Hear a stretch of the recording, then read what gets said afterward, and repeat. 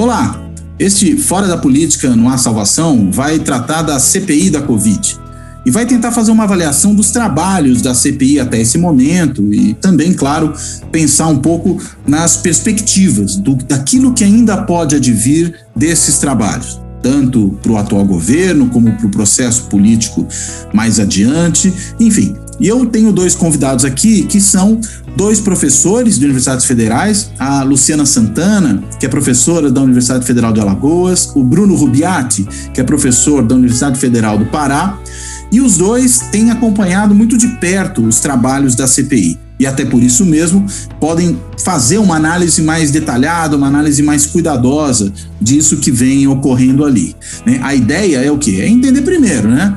Afinal de contas, essa CPI, como muitas vezes se fala, vai terminar em pizza, é uma CPI que não vai ter efeitos práticos, serve muito mais para um agito, para uma certa exposição maior dos seus membros do que propriamente produzir resultados concretos, seja em termos políticos, seja eventualmente também em termos judiciais. Há uma série de questões que precisam ser trabalhadas.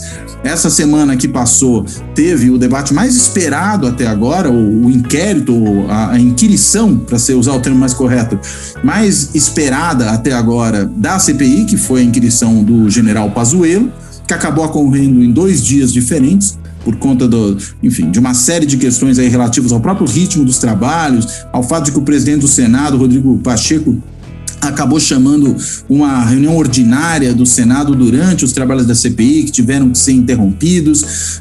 Enfim, foram 2 dias e 2 dias talvez um pouco contrastantes do ponto de vista do desempenho tanto do inquirido como dos inquiridores. Essa é uma outra questão interessante da gente conversar aqui. E claro, antes disso, inclusive, houve também a inquirição do Ernesto Araújo, do chanceler, mas não foi isso aí, né? Quer dizer, começou, a gente já está aí na 3ª semana da CPI, tivemos trabalhos anteriores, outros inquiridos, ex-ministros da saúde, enfim, uma série de pessoas o presidente da Pfizer, né, aqui no Brasil, na América Latina, que foi também chamado para falar dessas questões, enfim, o cardápio é vasto, os temas são muitos e, portanto, vamos direto ao ponto. Primeiro, bem-vindos, Luciana e Bruno, e eu começo pela Luciana. Luciana, que avaliação você faz desses trabalhos da CPI até esse momento? Obrigado. Bom, Cláudio, primeiro gostaria de agradecer novamente o convite, é uma satisfação estar aqui, né, no seu canal. Também é um prazer estar aqui com o Bruno, né, meu colega, que tem algumas oportunidades de a gente estar aí sempre junto. Bom, então a CPI, né, antes dela ser instaurada, havia muita desconfiança no que ela poderia resultar, né? E muito se falava em servir apenas de um palanque aí da oposição, né? Mas eu digo que eu tenho me surpreendido positivamente, né, em relação, né, aos resultados, né, a própria visibilidade que a CPI ganhou é algo que eu acho que merece inclusive ser estudado, é um fenômeno, né, as pessoas têm acompanhado. E não são só as bolhas, não, né? Outras pessoas aí que normalmente não acompanham política estão acompanhando, estão inclusive torcendo, né? Também tem isso, é engraçado, né? Aliás, mas eu ouvi, só aproveitando isso aí que você falou, alguém comentando o seguinte, né? Que acabou o BBB, as pessoas ficaram sem reality show, com abstinência de reality show, e aí a CPI fornece um reality show muito mais interessante e mais real mesmo, né? Novo entretenimento, né? Exato. Exatamente. E eu acho que isso é super positivo, né? A gente precisa realmente aproximar as pessoas da política, né? Mesmo que seja por meio aí de uma CPI. Então, assim, eu tenho me surpreendido positivamente. A gente teve aí 8, né, depoentes aí, né, sendo inquiridos pela CPI, perfis bem diferentes, alguns mais técnicos, outros mais políticos. E hoje, né, a gente já consegue perceber que, do ponto de vista de responsabilização, a gente já tem elementos aí consistentes, sim, que podem, sim, ter um resultado prático. Eu acho que alguns, inclusive, a gente já está até tendo, né? Especialmente quando a gente olha para o Ministério da Saúde, e a gente vê mudanças de comportamento, a gente vê algumas atitudes mais proativas no sentido de dar respostas, de tentar mobilizar aí algumas reuniões, alterações de notas informativas aí, né, com relação a recomendações de tratamentos. O próprio governo, né, ele tem, e aí eu falo do governo, não estou falando ainda do presidente, pelo contrário, esse, na verdade, voltou aquele comportamento bastante irresponsável, né, de estar mobilizando multidões, aglomerações, muito para tentar, eu diria, jogar para a sua plateia, para a sua base e tentar ter algum tipo de apoio ali, né, para essa base consistente, né, mas o governo, né, em algumas frentes, tem tentado dar algumas respostas, mesmo que tímidas, né? E eu acredito que sim, os dados que a gente já teve em vários né, dessas oitivas aí, podem sim gerar resultados consistentes. Não acho que vá gerar um impeachment por vários outros fatores, não pela CPI, pelos resultados, mas por questões políticas, né, que a gente sabe que o impeachment, né, não é só você ter né, os dados concretos, né, jurídico, do ponto de vista jurídico, né, mas do ponto de vista político, a Câmara, né, em nenhum momento ela estaria disposta, pelo menos hoje, olhando a configuração hoje, a acatar um processo de impeachment tendo em vista resultados aí dessa CPI. Né. Deixar o Bruno falar um pouquinho. E acho que tem, só me permita comentar uma coisa, né? Também a questão do vice-presidente, né? Para ter impeachment tem que ter um vice aceitável. E eu não sei se o Mourão, aliás, eu sei, o Mourão não é exatamente o vice dos sonhos de todo mundo, né?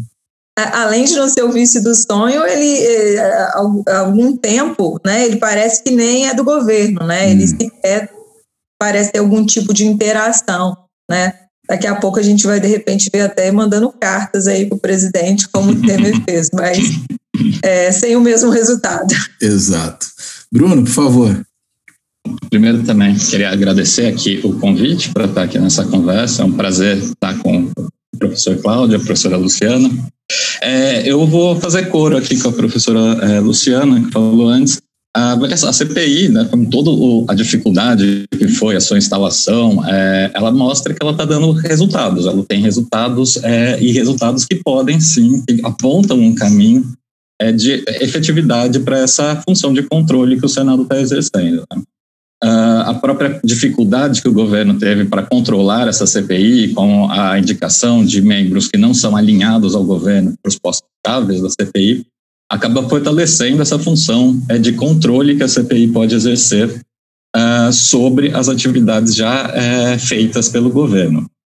O interessante aqui também é apontar, né, que toda essa dificuldade do governo controlar a CPI não é de agora, ela está vinculada à própria dificuldade que esse governo tem de estabelecer algum tipo de diálogo com o Congresso. Apesar da gente poder falar, meio errático essa relação do executivo com o legislativo durante esse governo, porque nós tivemos a vitória, né, do executivo em conseguir colocar 2 nomes na presidência da Câmara e do Senado, nomes alinhados a ele. Em geral, logo depois disso, se retornou uma lógica meio conflitiva entre o executivo e o legislativo. E isso também vai se espelhar nessa forma como a própria CPI se instaurou, né? Com intervenção do judiciário e com uma composição que não é uma composição tão agradável assim ao governo. E acho que uma CPI é um instrumento de minoria, então ela é um papel de controle sobre que a minoria tem, um instrumento que a minoria tem de controle sobre o executivo, e isso está sendo realizado. Até agora, os depoimentos já nos mostram bastante um pouco a lógica de funcionamento desse governo, né, do governo atual. Parece bem centralizado, uma dificuldade, eu coloquei agora há pouco a coordenação entre o executivo e o legislativo, mas dentro do próprio executivo, né, pela fala dos ex-ministros, até uma dificuldade ali de delegar funções para os próprios ministros, quer dizer, uma centralização no próprio executivo, no presidente. Então, a gente tem aqui um cenário posto até o momento pela CPI, que mostra um tipo de gestão pública que está trazendo algumas complicações para o próprio governo e para daqui para frente, né, para sua continuidade. Eu também fico aqui com a Luciana na lógica de que não vejo uma imagem de que essa CPI vai gerar um pedido de impeachment, um processo de impeachment, porque isso vai envolver muitos outros fatores que não só a comprovação ou não de que houve omissões ou comportamentos equivocados por parte do presidente ou dos ministros, mas também envolve toda uma construção política de apoio a esse tipo de pedido e um contexto favorável a essa medida. A gente pode colocar que a gente já saiu de há pouco tempo, então isso pode deixar um pouco essa elite política um pouco receosa de entrar em mais um desses desgastes para as nossas instituições políticas. Mas acredito que tem um outro efeito, e é um efeito que eu acho muito salutar para a nossa democracia, que é talvez inédito, esse fenômeno inédito, que é a recepção dessa CPI, né? Que realmente, como o professor Cláudio colocou, virou praticamente o programa de entretenimento da família brasileira, acompanhar uma CPI, coisa que não era comum, né? Tipo, a existência de CPI geralmente é vista com descrédito, de vai tudo acabar em pizza e etc., mas essa CPI tem chamado bastante atenção e não apenas daqueles grupos já mais politizados ou vinculados a grupos políticos. Então ela se torna um grande espaço também para que diferentes forças políticas se apresentem para um público maior. Só completando, Cláudio, eu acho que eu tenho observado, né, que eu acho que é muito importante realmente essa repercussão da CPI, é que, ao mesmo tempo, tem tirado um pouco o foco, né, do que está acontecendo na Câmara dos Deputados. E a gente tem lá temas extremamente relevantes, né, em discussão, né, a questão das licenças ambientais, a própria redução dos direitos das minorias, que inclusive garantiu ao Senado, né, que essa CPI, né, fosse instaurada. Garantiu. Né, e aí a gente precisa... Né, eu acho que esse talvez seja o grande prejuízo de ter, né, a CPI nesse momento. Né? Prejuízo para o governo ou prejuízo para o país? Prejuízo para o país. Para o país. No sentido de que você, né, se você tem essas discussões aí, onde não há maior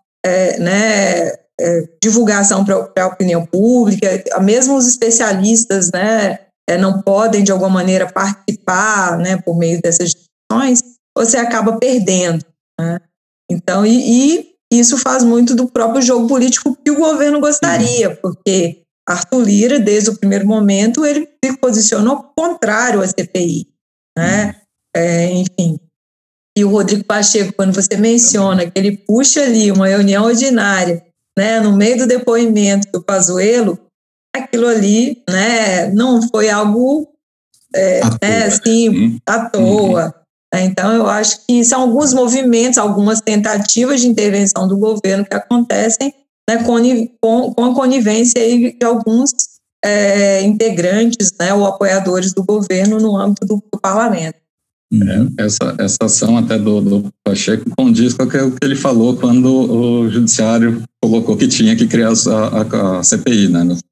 Ele não vai fazer nada para impedir o funcionamento da CPI, mas ele também não se comprometeu a dar condições da CPI funcionar efetivamente. E por que não, né? Então, ele só não vai impedir que ela opere também. Não pode, né? Ele chama a reunião no meio da coisa. Se bem que eu acho que nessa aí ele se deu mal, porque na minha leitura, o Pazuello estava num dia bom para ele, né? E ao interromper naquele momento e voltar no dia seguinte, deu tempo. Eu até me veio na mente a imagem de um jogo de futebol, né? O time vai mal no primeiro tempo, aí você vai para o vestiário, o treinador conversa com o pessoal e volta para o segundo tempo diferente. Eu acho que isso aconteceu com senadores da oposição.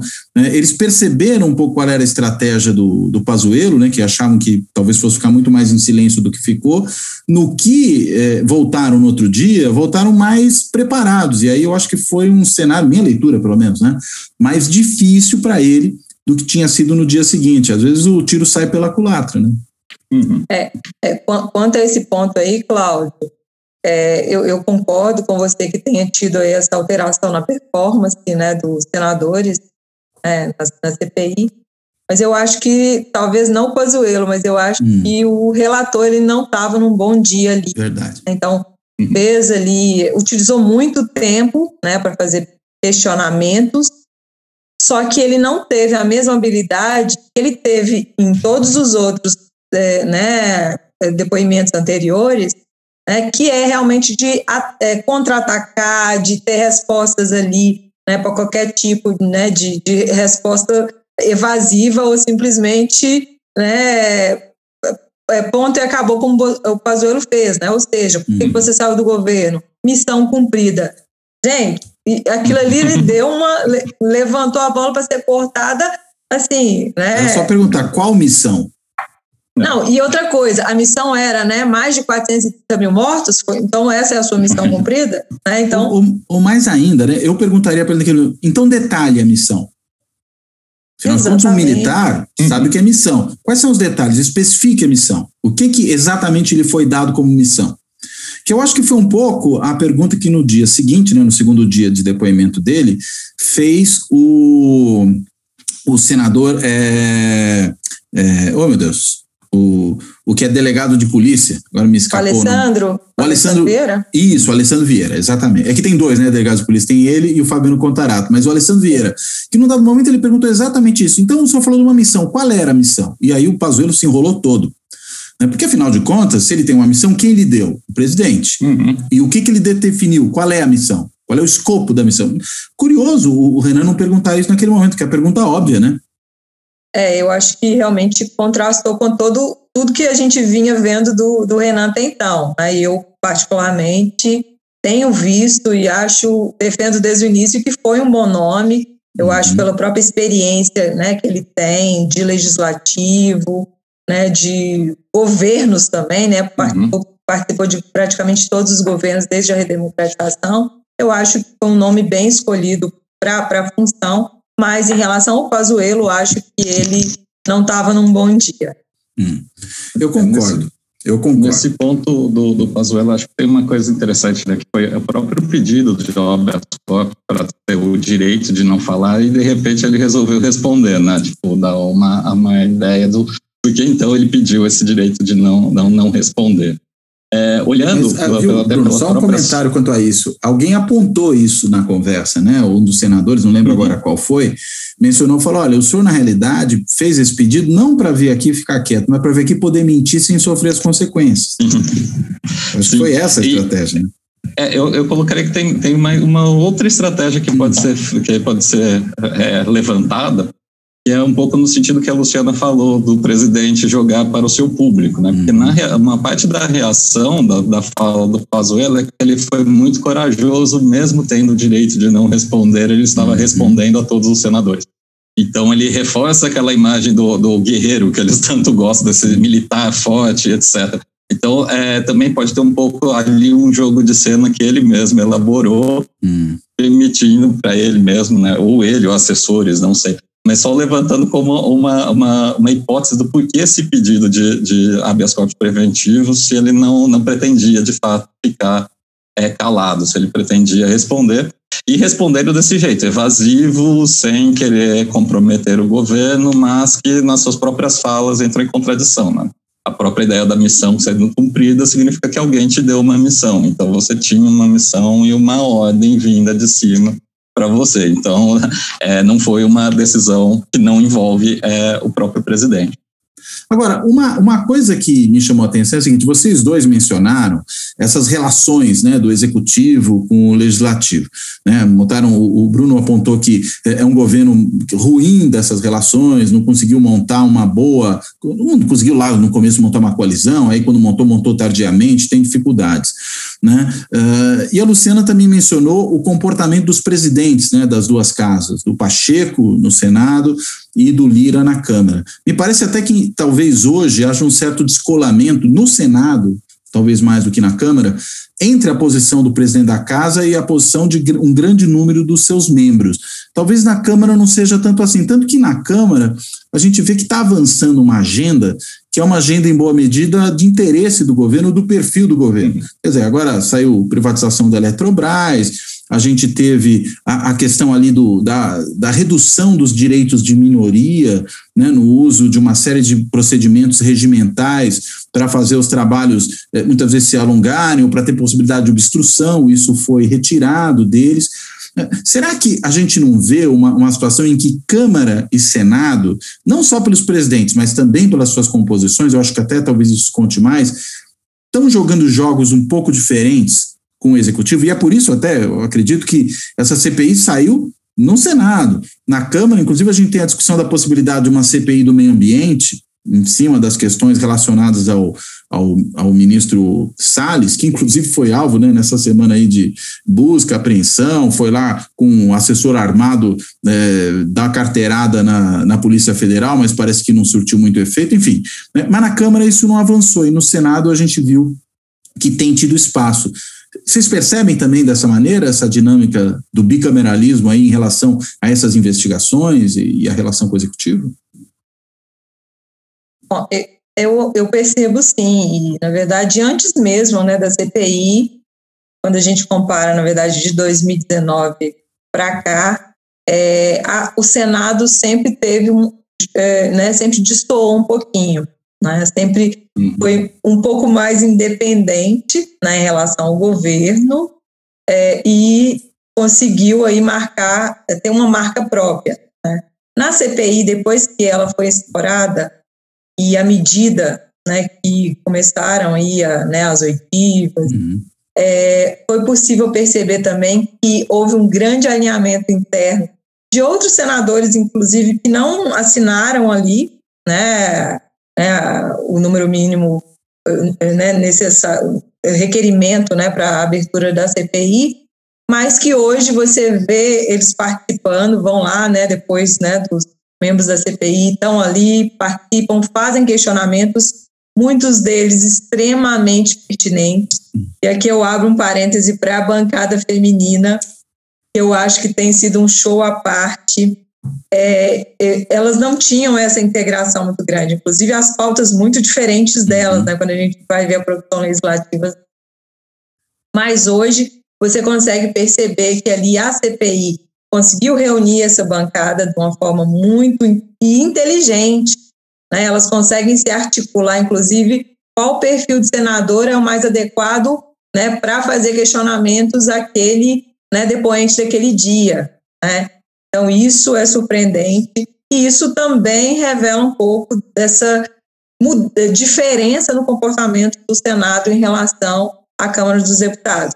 Inclusive, o Bruno aí é especialista em Senado, talvez ele possa até dizer mais sobre isso, já que ele acompanha a longo prazo. No caso, só fechando isso, no caso da Câmara, Cláudio, eu acho que tem isso, né? O que está acontecendo?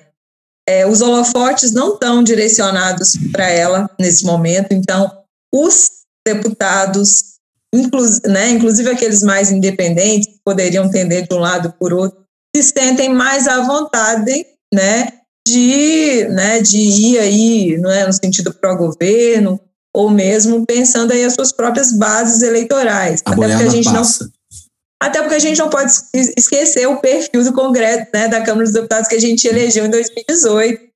Né? Então, é isso, é o resultado desse Congresso que a gente está vendo. Bem, Bruno? Dessa questão do Senado, eu acho bem interessante que ele ganha, né? Parece que ele ganhou um destaque nos últimos anos, mas como você falou, estudando o Senado há algum tempo, ele sempre teve uma postura um pouquinho mais independente, vamos dizer assim, frente ao Executivo, até pelo próprio ponto de carreira dos senadores, né? Que, em geral, diferenciando um pouquinho dessa última legislatura, são políticos mais experimentados, né? Tipo, muitos são ex-governadores e futuros governadores, de novo. Alguns ex-presidentes da República, né? Ficam no Senado. Então, você tem um tipo de político ali que ele teria um certo respaldo maior para agir de forma mais autônoma. Mas acredito que destacou nessa última legislatura exatamente pela falta de coordenação, né? Quando você pega o Executivo coordenando a sua base de apoio, ele coordena em bases partidárias. Os partidos na Câmara e no Senado são os mesmos. Apesar de algumas diferenças em composição, eles são os mesmos. E se a gente olhar esses partidos como capazes de coordenar a ação dos parlamentares individuais, se espera um comportamento semelhante entre Câmara e Senado nesse sentido. Como a gente olha o atual governo com uma dificuldade de fazer essa negociação, essa formação de uma base de apoio em bases partidárias, talvez isso tenha dado mais visibilidade a essa ação um pouquinho mais indisciplinada, um pouquinho mais aberta, um pouco mais autônoma desses senadores, né? Então, esses políticos mais experimentados, com mais força, e aí a gente pode colocar até uma figura como o Renan Calheiros, ele não é tão crível que ele vá se curvar a qualquer tipo de coordenação. Ele é um político bem experimentado, com uma longa trajetória, e como ele tem outros, colocar outro que também foi alvo de tentativas judiciais de barrar, né, de participar da comissão, que era o próprio Jader Barbalho. Então são políticos muito experimentados que acabam tendo essa autonomia, acho que essa autonomia maior. A Câmara sempre foi o foco maior de atenção, porque é nela que começam os projetos do Executivo, né? Então o Senado é sempre visto, né, como algo secundário. Uhum. Eles começam na Câmara e o Senado só vai dar a segunda palavra, né? Então ele vai avaliar as propostas do Executivo depois que elas já foram negociadas, acordadas, até alteradas pela coalizão na Câmara dos Deputados. Então isso sempre deu uma imagem de que ele era uma Câmara mais frágil, né? Mas já tem um conjunto de trabalhos mostrando que o Senado tem tanto uma capacidade de iniciativa e aprovação de projetos próprios, quanto de retenção de projetos. Então ele é uma casa forte, né? Nosso sistema bicameral é um bicameralismo forte. E aí então o nosso Senado sempre teve um papel, ele sempre teve esse potencial de ter um papel mais autônomo, mais visível e etc. E agora, nesse momento de descoordenação, acho que entre as instituições, e aí entra uma descoordenação bicameral também, o Senado acaba ganhando maior visibilidade. Então, eu observo por aí, né, essa falta de coordenação partidária para a construção de uma maioria legislativa acaba também afetando essa relação bicameral, dando ao Senado, então, esse papel com maior destaque do que geralmente a gente está acostumado a ver, né? Porque, em geral, as grandes discussões ficam na Câmara, o Senado parece que entra só depois, só para finalizar esses processos. Para chancelar, né? Agora, tem uma questão interessante, né? Porque as tensões que aumentam na relação entre executivo e legislativo nesse momento, inclusive não só do executivo com o legislativo, mas do executivo com a sociedade de um modo geral também, talvez elas possam ter algumas consequências interessantes no Senado. A gente vai ver em breve o Senado tendo que decidir sobre uma nova indicação do presidente da República para o Supremo Tribunal Federal. Também, um pouco mais adiante, a recondução ou não do Procurador-Geral da República, chamado também de Poste-Geral da República, né, pelo professor Conrado Lubner Mendes, até o procurador foi para cima dele por causa disso, enfim, não falou, eu não sou poste, né, mas enfim, que inclusive, vamos lembrar, né, talvez por esse alinhamento muito grande ao presidente, fez com que a Polícia Federal fosse direto ao Supremo Tribunal Federal naquelas questões envolvendo busca e apreensão do Salles, e o ministro Alexandre de Moraes sequer consultou o PGR nesse caso para evitar que houvesse vazamento. Será que o Senado não pode, um pouco mais à frente, diante dessas circunstâncias, desse governo que fica tensionando e está arranjando briga particularmente com os senadores, dificultar a vida do governo nessas indicações? Quiser falar, Bruno, já que é a sua área de expertise, inclusive? Eu diria que ele o Senado teria condições de fazer esse enfrentamento com o Executivo, né?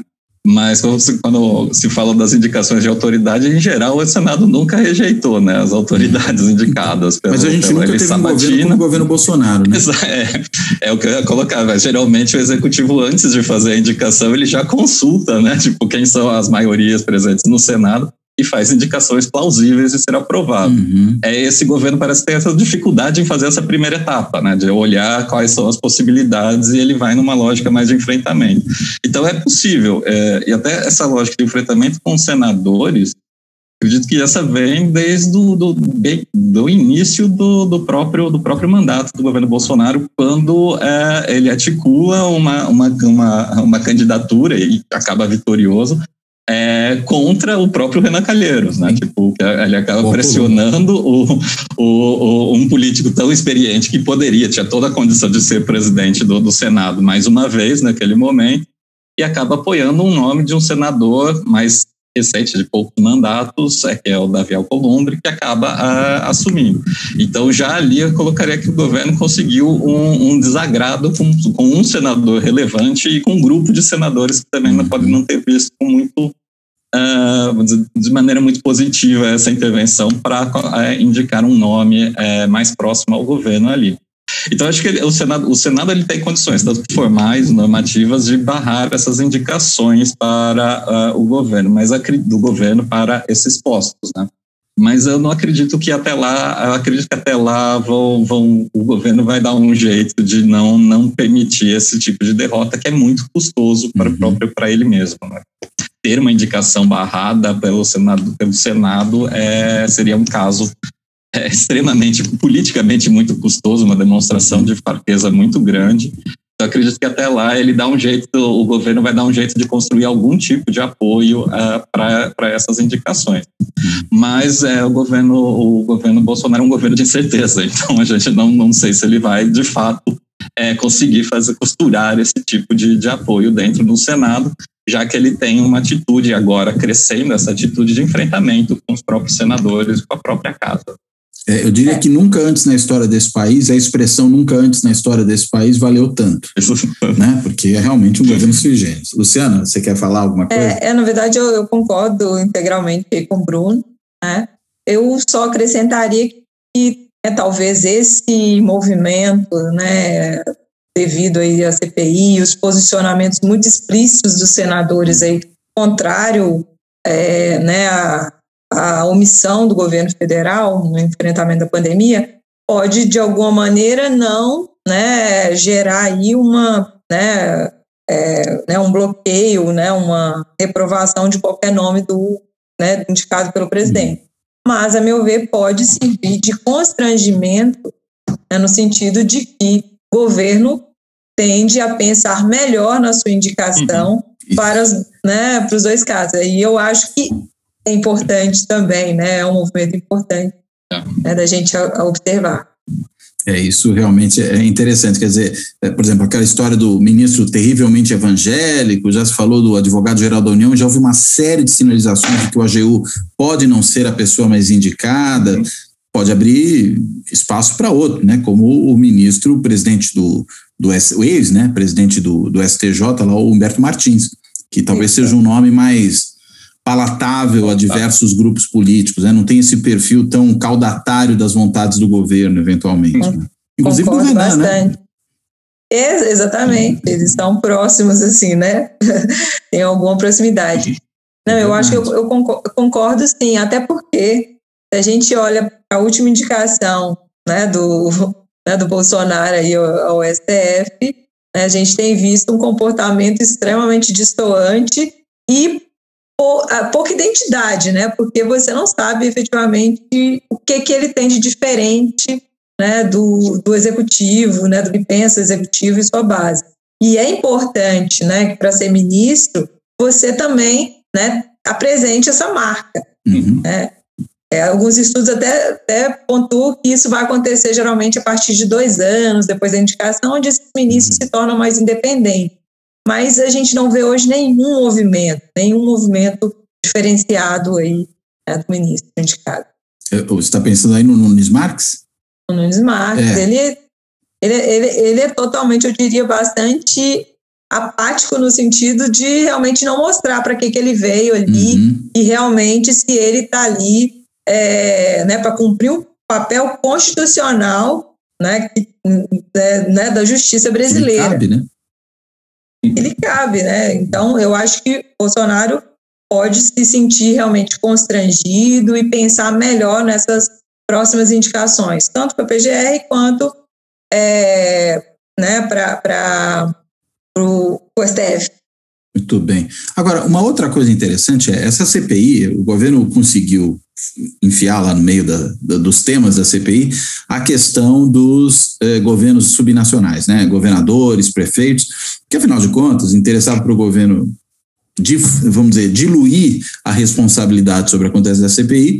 Inclusive, o depoimento do próprio Pazuello foi muito focado nisso, né? Não, o problema não é só meu, o problema é de outros governos, particularmente no caso do Amazonas, jogou tudo nas costas do governador, só não conseguiu explicar muito bem, então, por que não se interveio na saúde no Amazonas naquele momento, né? Falou até que o presidente participou de uma reunião em que se resolveu não fazer isso, e aí me parece que não intervir tem uma explicação clara, né? Porque se intervém, então o problema da saúde do Amazonas passa a ser do governo federal, né? se intervém. Se não intervém, não, o problema é do governo do Amazonas. Mas, por outro lado, mostra de novo a questão da omissão. Mas, enfim, tem uma questão aí que é essa dos governos subnacionais e da relação deles com o governo federal, e em particular em tudo aquilo que envolve, por exemplo, o uso de recursos na compra da pandemia, que é até o ponto que foi colocado ali, porque era o único que dava, né? Porque não dá para fazer uma investigação direta sobre o governo estadual municipal no âmbito do Senado. Agora, se é uma investigação sobre como se usaram recursos federais nos estados e municípios, aí talvez dê. E a gente viu uma série de ações dos governadores para tentar minimizar os danos que a falta de gestão federal da pandemia tem produzido. Por exemplo, o Consórcio Nordeste, que vem sendo muito atuante nisso, sei que a Luciana conhece super bem o caso do Consórcio Nordeste. A gente viu agora, inclusive, esses governadores do Consórcio Nordeste se reunindo com o embaixador da China no Brasil para tentar consertar o estrago que o Ernesto Araújo, que os filhos do Bolsonaro, enfim, o próprio Bolsonaro, né, tem produzido na relação com a China, que é tão estratégica para nós, do ponto de vista tanto do IFA, né, do ingrediente farmacêutico ativo necessário para fazer a vacina, como das próprias vacinas. O Butantan teve que parar a produção da Coronavac porque estava faltando o IFA, né? E tudo indica que foi aí um castigo aplicado pelos chineses ao Brasil por conta dessa hostilidade, dessas agressões que o presidente Bolsonaro e muitos dos seus aliados ali têm produzido. Aí eu perguntaria, começando aqui pela Luciana. Luciana, você vê alguma chance, primeiro, né, dessa CPI chegar mesmo em governadores? Né? Ou você acha que isso, enfim, os senadores governistas na CPI ficaram levantando, não, quando é que a gente vai falar disso? Né? Isso nunca se chega, mas é claro que esse não é o tema principal. Mas você vê alguma chance de chegar lá? E mais, como é que essas ações, em certa medida, autônomas de governadores e prefeitos podem, de alguma forma, dar os elementos para esse tipo de atuação, ou, vamos dizer, de se produzir algum tipo de informação que vá constar no relatório da CPI comprometedora para os governos subnacionais? Ótimo, Cláudio, essa pergunta é ótima, porque todo mundo realmente quer saber, e aí, os governadores e também os prefeitos, né? Então, sim, a gente esquece deles, né? Exatamente. E eu acho que em algum momento a gente vai chegar ali a ver depoimento, né, vai escutar alguns governadores, né? Eu só não consigo vislumbrar a longo prazo que isso vai servir de uma responsabilização dos governadores em relação mesmo à destinação desses recursos.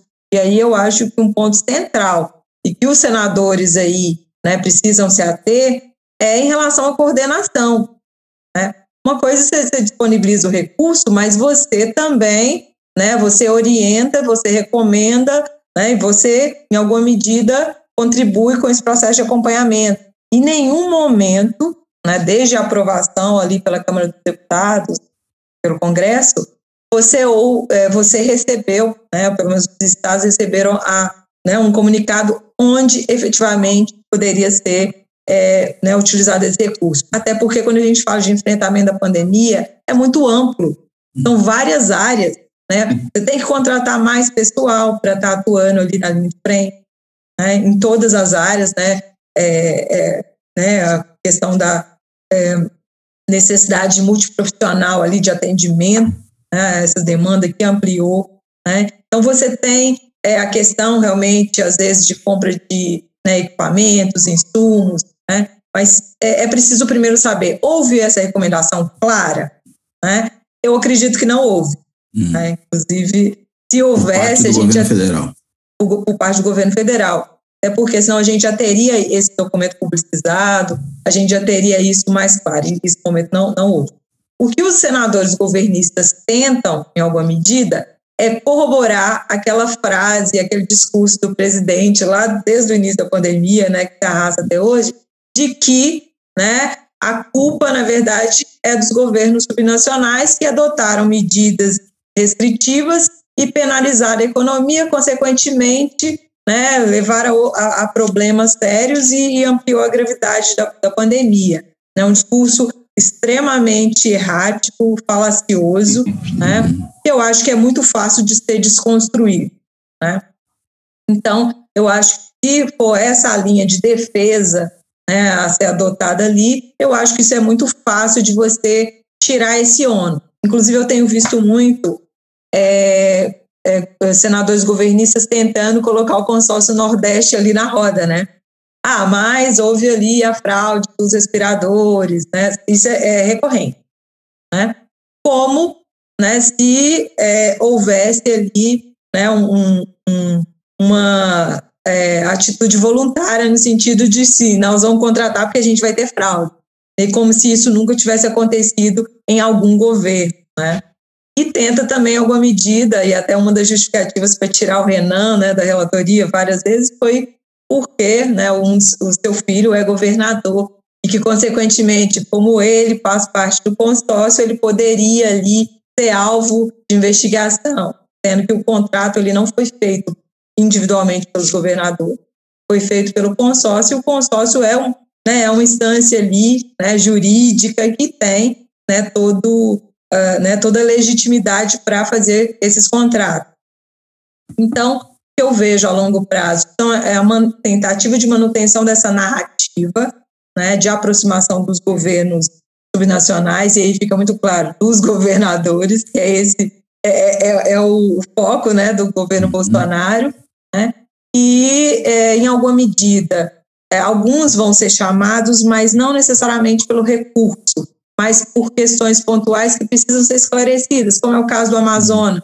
É importante, eu acho, que o governador vá ali, inclusive para poder falar um pouco mais sobre efetivamente como se deu a condução ali, né, quando faltou oxigênio, né, quando a gente teve, até o próprio sistema funerário, em alguma medida ali, já não estava dando conta, o que aconteceu. Né? Então, eu acho importante. Né? Então, eu acho que nesse sentido, sim, os governadores podem aparecer, podem ser convidados, né, que também tem isso. Eles não estão ali como testemunhas, mas convidados para esclarecer determinados assuntos. Muito bem. Bruno? Até colocando isso, eu vou concordar aqui com a Luciana, e só colocar talvez uma curiosidade, né? Não sei se eu chamaria mesmo de curiosidade, mas no ano passado havia uma comissão mista de acompanhamento da Covid, né? Uma comissão, então, do Congresso, da Câmara e dos senadores, que não era uma CPI, era só uma comissão de acompanhamento.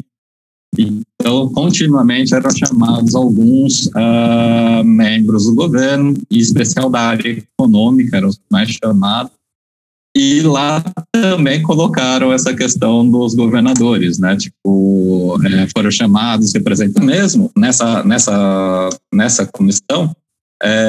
Os próprios representantes dos consórcios colocaram que dois grandes problemas eram, primeiro, o atraso do repasse de recursos por parte do governo federal, e segundo, nenhum tipo de coordenação para essas políticas. Então, não se falava quais seriam os protocolos tomados, não se falava quais seriam, então, as medidas que os governos deveriam tomar, quando previsão de recursos, etc.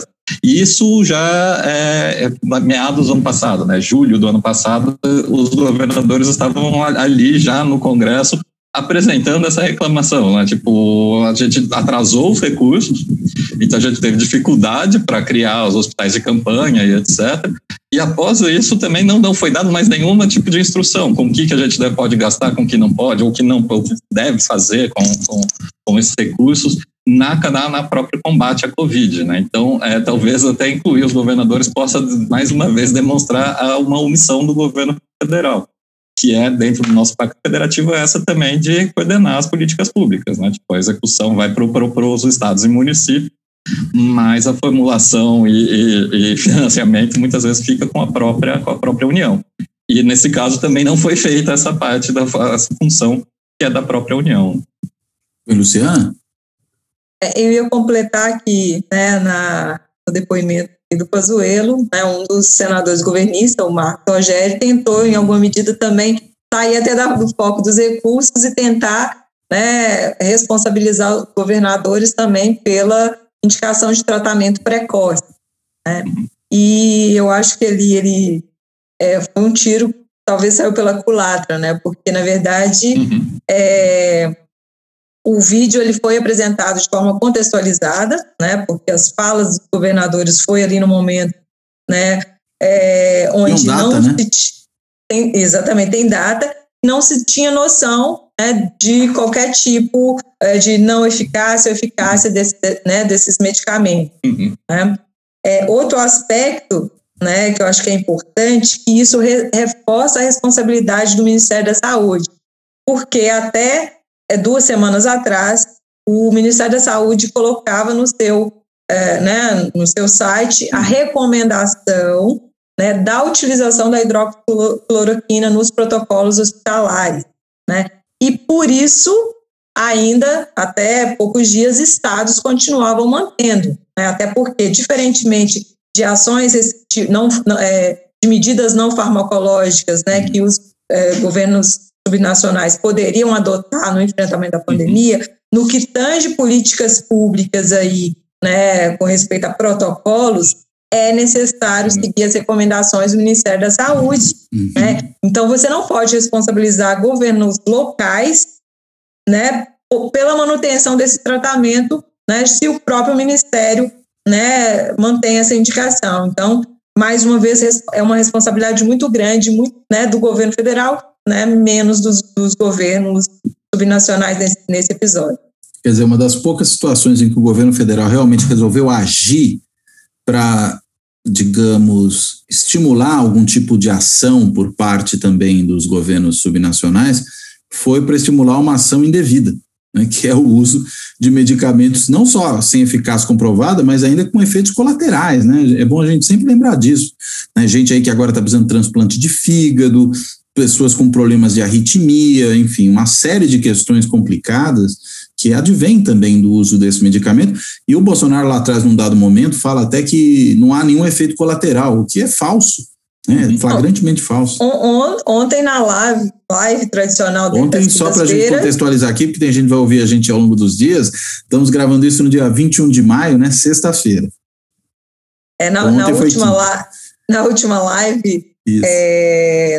live do presidente, inclusive, é bom a gente lembrar, ele mencionou que vai voltar a tomar, né, a hidroxicloroquina, mais uma vez, reforçando a ideia de que é um tratamento realmente, né, precoce e daria certo, né, sendo que, né, além de todos os efeitos colaterais, né, você não tem, né, qualquer forma de você minimizar a potencialidade de ser infectado se você utilizar qualquer medicamento. O que você tem é prevenção por medidas não farmacológicas, né? Não aglomeração, utilização de máscaras, higiene, né? Enfim. E isso não está na mira aí do presidente até então. Aliás, é interessante, né, que uma das questões que o Pazuello precisou responder foi aquela de que, enfim, ele falou, eu não recebi, teve aquela da missão, a gente já falou disso, mas ele também disse, nunca recebi ordens diretas do presidente para nada.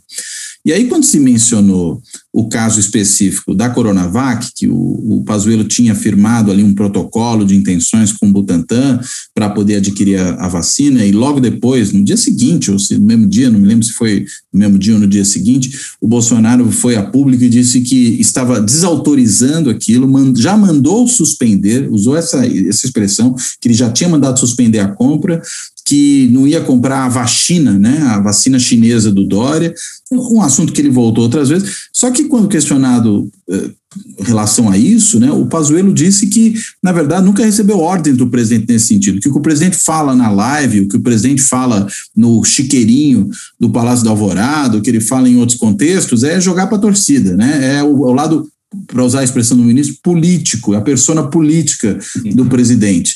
Sendo que, na realidade, se ele fala isso e é verdade, supondo que fosse, não é verossímil, evidentemente, mas seria bem. Então, o presidente faz uma coisa para dentro do governo e diz para o seu público outra.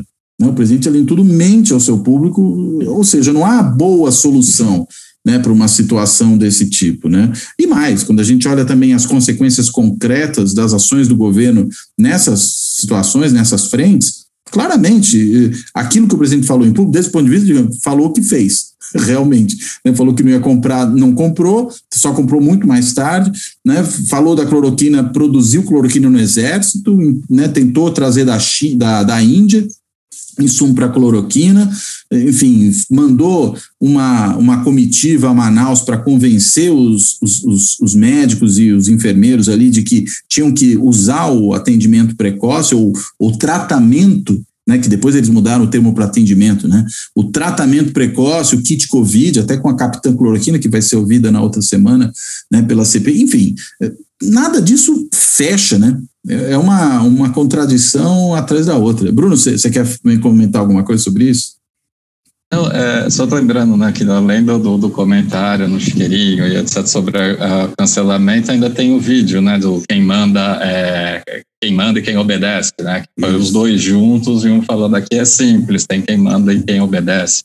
E foi em relação àquela coisa da desautorização, né, da compra da vacina. Sim, mas chega lá, ele nega esse tipo de relação, né? Como se ele tivesse autonomia para fazer e não foi uma decisão vinda do executivo, do presidente. O que também vai de encontro com o que os outros ministros da saúde anteriores a ele falaram na própria CPI, né? Tipo, que é o enfrentamento, que eles tinham esse conflito com o executivo sobre a utilização da cloroquina ou não.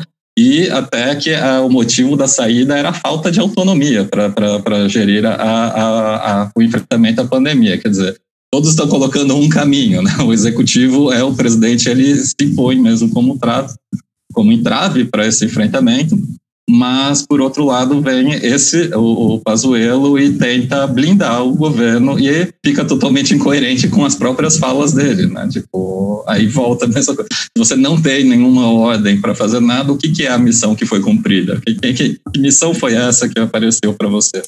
A leitura então, mais benévola que dá para fazer disso é que eles, na realidade, tinham tanta convergência de pensamento que nem precisava das ordens, né? Eles já sabiam o que o Pazuello faria, né? Que não melhora a vida do Pazuello, né? Nem um pouco. Mas aí também não tira a responsabilidade do executivo, do presidente, né? Também mantém ele como responsável.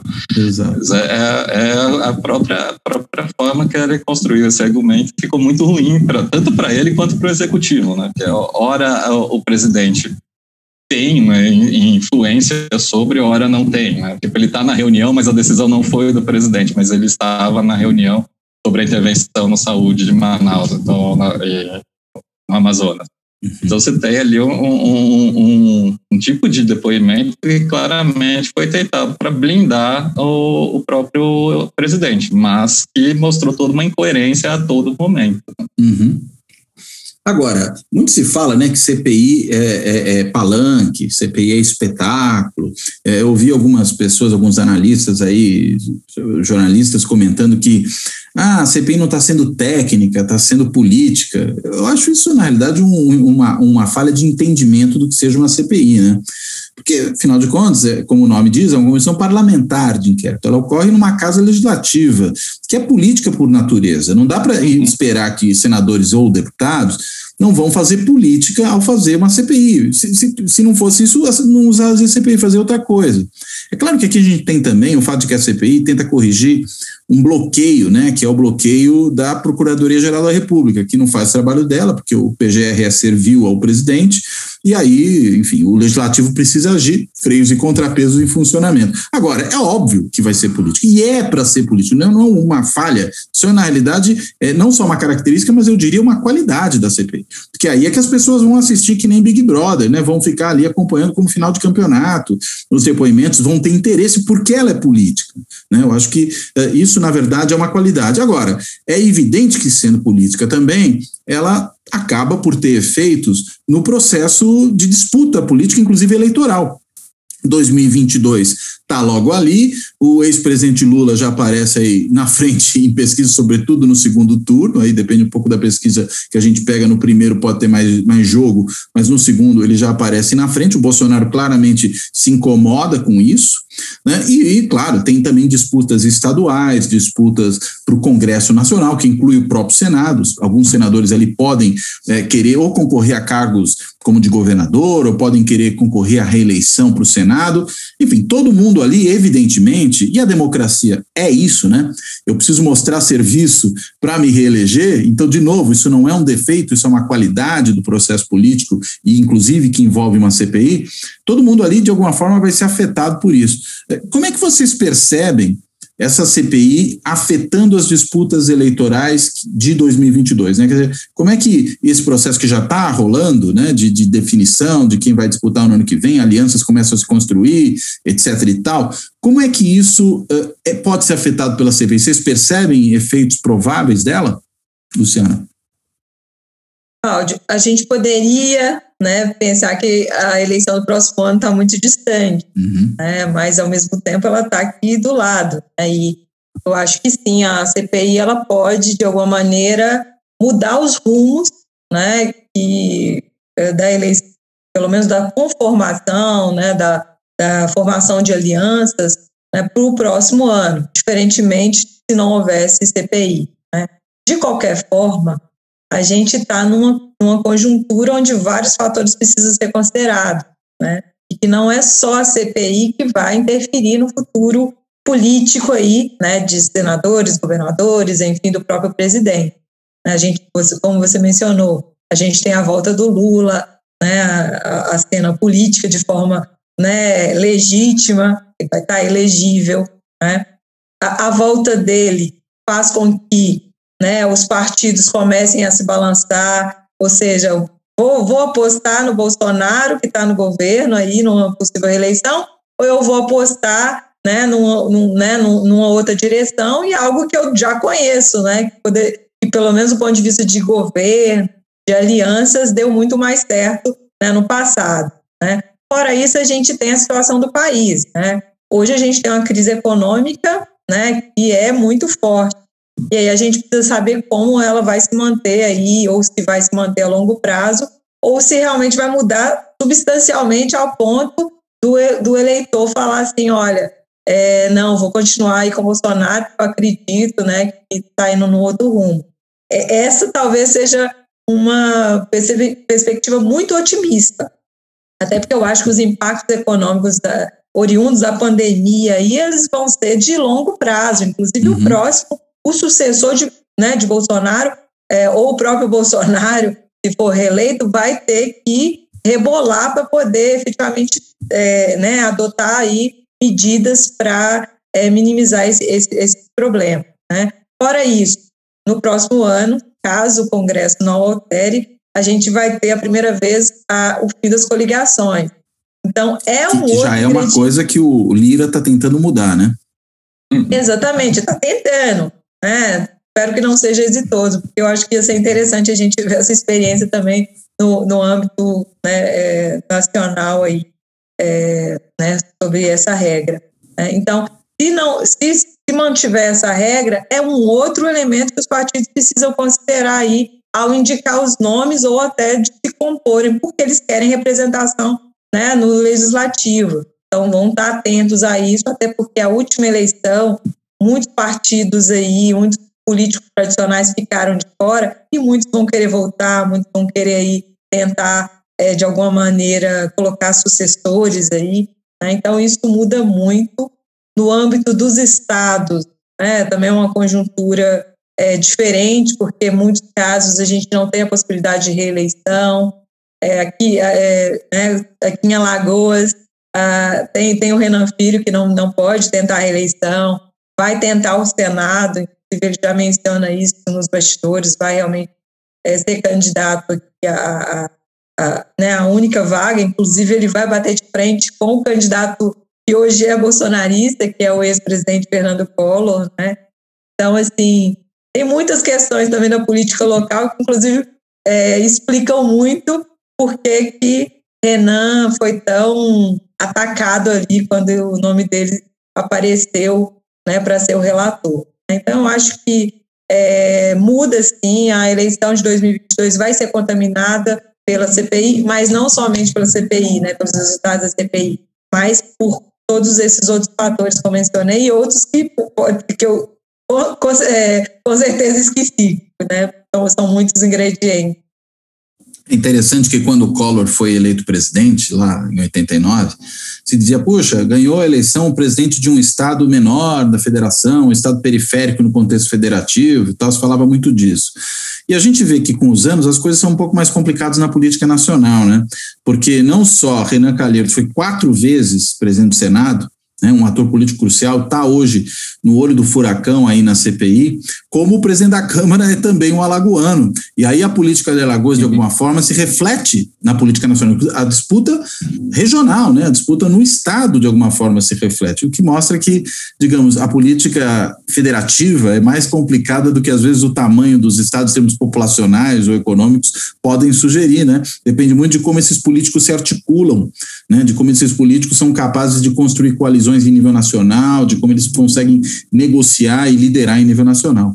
Mas, Bruno, quer tratar também desse tema dos efeitos para 2022? Acho que é interessante a gente pensar numa coisa. A gente já está numa conjuntura que, com bastante mudança, como a Luciana apresentou, né? Tipo, a entrada da volta do Lula ao cenário político como candidato. Mas acho que um efeito que pode ser esperado da CPI, se ela continuar com esse ritmo, se ela continuar tanto com essa visibilidade quanto o ritmo dos próprios depoimentos, é aumentar um desgaste do próprio governo e, com isso, aumenta os custos de apoiar esse governo. Né? Tipo, então, para esses partidos do Centrão, que estavam chamados Centrão, que estavam ensaiando um apoio mais consistente ao governo, vai ser mais custoso. E com a proximidade da eleição, isso aumenta ainda mais os custos de manter um apoio a esse governo. Então, acredito que um efeito que pode continuar, se a CPI continuar nesse caminho, pode ser diminuir ou minar mesmo a capacidade de buscar apoios desse grupo bolsonarista. Né? Ou esse Centrão pode preferir um outro nome menos desgastado que o Bolsonaro para concorrer na próxima eleição. Sempre isso, se a CPI continuar ou se ela avançar no caminho que parece que ela está caminhando. Eu acho que tem um efeito, mas eu não diria que ele vai ser um efeito tão determinante. Outras coisas estão pesando também. Então, junto com esse desgaste que o governo pode sofrer com a CPI, você também já tem essa queda de popularidade dele, né? Então, que já é anterior à própria CPI. Então, isso tudo vai tornar mais custoso manter qualquer tipo de apoio ou vinculação com esse nome, com o nome Bolsonaro, etc. E pode ter um efeito nas eleições seguintes. E os cálculos sobre as eleições feitos por boa parte dos políticos no Congresso podem levar a uma fragilização da base bolsonarista nesse mesmo Congresso, né? Eu acredito que sim. E aí você tem até essa imagem de que a incerteza continua grande, né? Como foi colocado, bem lembrado agora, até essa questão de uma tentativa de reverter reformas eleitorais feitas recentemente. Então, tem uma incerteza para a eleição seguinte também que talvez nunca tivemos antes, né? Com tantas mudanças e incertezas sobre o que vai sair ou não dessa comissão especial que a Câmara fez para tratar desse tema. Tudo bem. Bem, nós já estamos aqui no nosso tempo limite. Eu vou, então, passar para vocês as considerações finais. Se quiserem aproveitar, pegar o gancho de alguma dessas últimas coisas, evidentemente as considerações finais servem para isso também. E passo a palavra primeiro aí para a Luciana. Luciana, por favor. Cláudio, queria agradecer mais uma vez o convite. É sempre uma satisfação estar aqui no seu canal. Virou conteúdo obrigatório para minhas aulas, tá? Oba, que bom, isso é bom saber. Virou, então é material didático instrucional, dá para colocar assim no lápis. Exatamente. Eu estou pegando um gancho nessa última fala do Bruno, né, que ele fala do desgaste, eu concordo muito, né, e mesmo que a gente tenha uma vacinação em massa, que a gente consiga ter, e isso pudesse reverter um pouco desse desgaste, eu acho que mesmo assim a gente tem aí no próximo ano que vacinar de novo. A gente não sabe como essa condução vai ser feita, né? E a gente não sabe como o presidente vai se comportar ainda em relação à pandemia. Então, isso se mantém no longo prazo, eu acredito. Além disso, até hoje, o presidente não tem um partido, né? E eu acho que a CPI também aumenta os custos aí para os partidos aceitarem ou não a sua filiação. Então, eu acho que é algo para a gente também considerar, né, nessa equação. E aí fala-se dele no PP, né? Mas eu acho que não é algo tão consensual ainda internamente, até porque é um partido que tem crescido nas últimas eleições. Eu não sei se ele quer arriscar, né, nessa eleição o nome do Bolsonaro assim, e de repente sofrer uma derrota eleitoral. Que tem reflexo na eleição para a Câmara e para os estados, né? Exatamente. É um partido que quer crescer, que quer estar ali, que quer estar próximo do governo, independente de quem ele seja. Sim. Então é isso, eu acho que a CPI tem aí muitas emoções ainda para nos apresentar e vamos continuar acompanhando. Obrigada. Obrigado a você, Luciana. Bruno, por favor. Eu também queria começar agradecendo aqui também o convite para participar dessa conversa, desse podcast. É muito prazeroso estar aqui com a Luciana e com o Cláudio. Acho que é bem essa direção que a Luciana apontou. A CPI está em aberto, né? Então a gente continua acompanhando para ver quais são os rumos que ela vai tomar. De fato, ela é um instrumento, ela já mostrou ela já teve um impacto, acho que é positivo para a gente pensar na nossa própria democracia, que é dar essa visibilidade a uma função que muitas vezes é esquecida do legislativo, que é a função de controle político, né? Então ela está exercendo essa função de controle político em cima de uma situação de calamidade, né, de pandemia, em que muito foi apontado da responsabilidade, seja por omissão, seja por uma ação direta do próprio governo federal.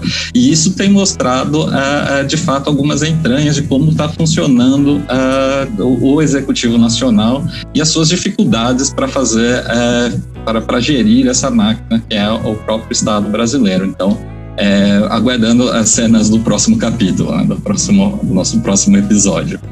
Obrigado. Muito bom. Bem, gente, então quero novamente agradecer muitíssimo a vocês dois, agradecer a Luciana, agradecer ao Bruno. Acho que a conversa foi super proveitosa. Ainda temos, enfim, muita CPI pela frente, então certamente ainda será um assunto que voltará a ser tratado aqui. Enfim, quero encerrar então esse programa, não só agradecendo a vocês e me despedindo, mas também, como sempre, agradecendo a todas as pessoas que acompanham o canal no YouTube, a que escutam o canal nos podcasts, e até a próxima.